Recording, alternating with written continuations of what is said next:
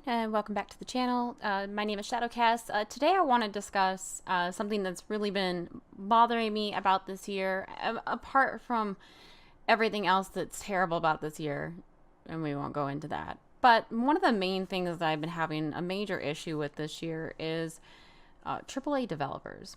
Now, maybe this year has felt like there's been a lot of flops, and maybe it's because a lot of the games that I had emotionally invested in prior to their release ended up being terrible. But it just seems like this year was just a year full of mediocrity or complete disasters, namely between Destiny 2 and Fallout 76. Now, Fallout 76 is still fresh. It's been out for just a little while, so there's still room to improve on it. And Destiny 2 has also improved. The biggest issue I have, though, is the fact that these seem to be a regular thing, where it just seems to be a trend where more manpower is put into creating hype and putting out marketing and getting those pre-order sales than to actually producing the game. So you end up with a game that's super shiny and beautiful in the packaging, but the moment that you load it in, you realize that you bought a really nicely packaged dog turd. And nobody seems to be calling out these companies for doing it. EA got called out for Battlefront 2, but that's mostly because of the pay-to-win microtransactions that they were getting. Nobody's calling out these companies for producing bullshit and then charging you to fix the issues. Destiny 2 is a huge problem.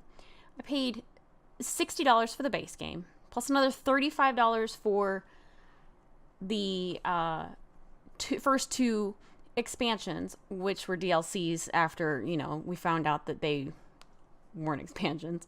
And I bought that on two systems. I paid that much. I paid $100 on one, per system for two systems, Xbox and PC. And it felt like a legitimate ripoff. I didn't feel like that with Destiny 1. I met my fiance playing Destiny 1, and then Destiny 2 comes out, and the story is not canon from Destiny 1. The graphics were beautiful. It was nice and shiny and everything, but then you realize that there's literally no substance to it. It literally meant nothing. And then it took them a full year to come out with the Forsaken, and the Forsaken was supposedly supposed to fix the issues that Destiny 2 had from the start. So those of us who paid for the deluxe editions, we paid an extra $40 or extra $35 or however you want to look at it. We paid an extra amount of money for two DLCs that had no extra content. You got a few guns, you got an extra part of the story that meant fucking nothing. It had no real structure or anything. It didn't last very long. I beat Curse of Osiris within a night. Less than that. Few hours. Same with the Warmind. Just breezed through it. And I realized that maybe I'm a sweaty gamer, and maybe that I put myself 110% into any game that I want to enjoy or that I do enjoy. So I realized that maybe me beating it in 6 hours equated to a casual gamer beating it in 12 or 24 or whatever. But I'm not the only sweaty. I'm not the only person that puts that kind of effort into these games. And for a game that was supposed to be, like Destiny 1, where it's supposed to leapfrog off of Destiny 1 and be greater than the sum of its parts, it was not. It was depressing and it was disappointing. And then they wanted to charge us $60 for Forsaken to fix the problems that Destiny 2 had. And I can't bring myself to buy another game to fix a game that failed me from a company that disappointed me time and time again. Bungie was good with Halo. I loved Halo 3. I loved 1 and 2, but Halo 3 was when I really started getting into video games. And And then Destiny 1 was good when I started playing it, which was at the end of year 2, right before Rise of Iron. But everything that they've put out now, and mind you, I haven't played Forsaken because I refuse to pay money for it. I refuse to give Bungie another dime. But it saddens me to see this trend of money being pushed into marketing and every other aspect of video game development being neglected because of that building hype, that cash grab for pre-orders. If you produce good content and you're consistent on producing good content, you'll get pre-orders. But Bungie's now lost any hope of me pre-ordering ever again. I know that they'll have their base. They'll have those people out there that are more than willing to fork over money regardless of what kind of trash that they put out. But for me, for my friends, Bungie's lost those pre-order sales because of trash that they produced. And then we look at Bethesda and Fallout 76. And Bethesda was one of 2 companies up until a month ago that I would have pre-ordered anything that they put out. And I did. I pre-ordered for Fallout 76. And it became a bigger disappointment than Destiny 2. Because I knew Bungie wasn't a company to be trusted. They've time and time again proven that they don't know what they're doing. They don't listen to the consumer, or they listen to the tiny majority the tiny minority, that's really loud. But they don't listen to the majority.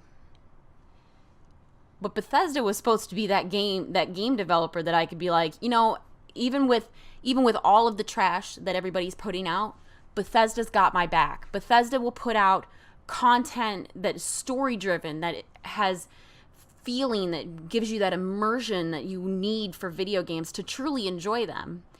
And then they put out Fallout 76. And I have never been more angry with a game developer. And Bungie made me angry a lot. It truly did. And there are other developers out there that have made me angry to the point that I'll never buy from them again. But Bethesda and Fallout 76 truly enraged me because I believed them, because I had faith in this company, and they've proven once again that capitalism is not conducive to producing quality content when it comes to video games. And I'm not advocating any other kind of economy. I'm not saying, we need communism or anything like that. All I'm saying is that this desire to be the top game developer, and not in content but in profits, is killing the industry. So for right now, between 2017 and 2018, I have been disappointed more often than not when it comes to AAA titles. And the purpose of this video isn't to call out Bungie or Bethesda. It's to call out all AAA developers. All of these developers that are banking on their names selling these mediocre games. That's the only issue I have. Where's the innovation? Where's the creativity? We don't want another battle royale. Blackout got it covered. PUBG has it covered. Fortnite has it covered. I get that, these are the flavor of the weeks and this is what people want at this time, but give us some innovation. Give us something to want other than battle royales. Act like AAA developers. Act like the artists that you claim to be. There have been some indie games that have truly reminded me of why I love video games, and that's the only thing that is saving my love for gaming and my love for streaming and recording content, gameplay, and all that. It's the indie games that are saving it, because so far I haven't found a AAA title released in the past 2 years that I can say, yeah, this is why I love video games. There isn't one out there for me yet. And maybe it's me being picky. Maybe it's me getting older and changing my ideas of what makes a good game. And I get that opinions are subjective. What I like might not be what somebody else likes, and what somebody else might like is not something that I might like. It's it's all subjective. It's all what you feel. But personally, for me, video games have been a medium that is neglected quality-wise for far too long. And you have AAA developers putting out bullshit and indie developers putting out great content that get just swept under the rug, or they don't even get noticed enough to be swept under the rug. And it's a reminder that being devoted to a developer is 9 times out of 10 a mistake. Skepticism when it comes to pre-ordering is the best bet. Waiting, you don't need to play it upon release day. I mean, I know I get the excitement too. I loved it.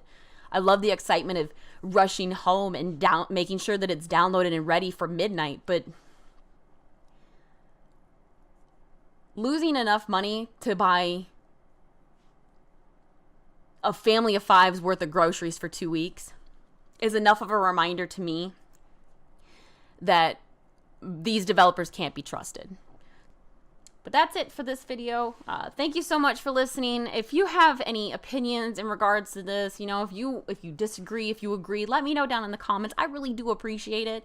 It gives me some idea that what I'm saying isn't crazy. And if you like this video, please like and subscribe to the channel. Click the bell for notifications for when I post more content. And that's it. So I'll catch you later. Bye-bye.